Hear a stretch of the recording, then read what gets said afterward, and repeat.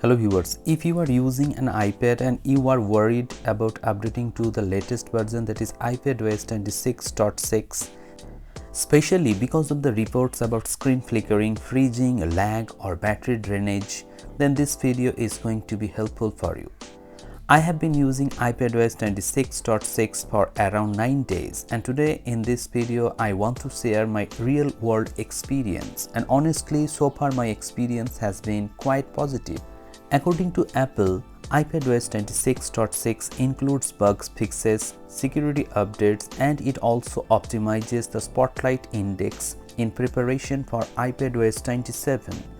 This update was released on July 27, 2026. But the important question is that how is the actual experience after using it for several days? Let's talk about that. In my 9 days of usage, I did not encounter things like screen flickering, screen freezing, random lag, app crashes, multitasking performance, video editing, gaming, and battery life.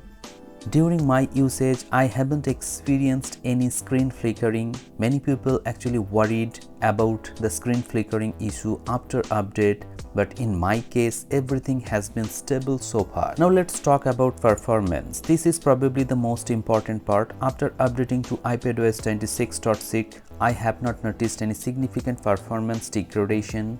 Games are offering very fast and you can play as many games as you can, and there is no lag or jitter or anything. There is no problem whatsoever in playing games. I also tested the iPad with video editing, and again I haven't noticed any major performance problem. Editing, scrubbing through the timeline and working with different elements has been smooth enough for my usage.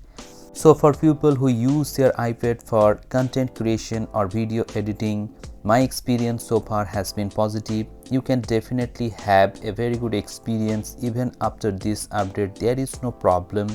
After updating to the latest version, I am getting around 7 to 8 hours screen on time on a single charge. As you can see here, I charged the device on Saturday, and on Saturday I got around 2 hours and 41 minutes.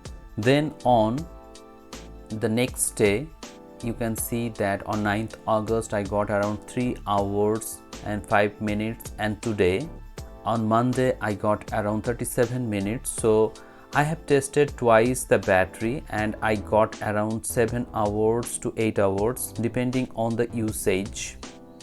So if you are planning to update to the latest version of iPadOS 27, in that case this update is a must for you, and I did not encounter any problem. Many people are actually complaining about the battery drainage issue. So if your iPad is out of warranty and you don't want to experiment, don't update to the latest version. And if you want to update to the new update, that is iPadOS 27 in future, in that case you must update to the latest version. Hope this video has become informative to you. If you find this video helpful, please hit the like button, share this video and subscribe the channel for more such interesting videos. Thank you very much for watching this video. Have a great day.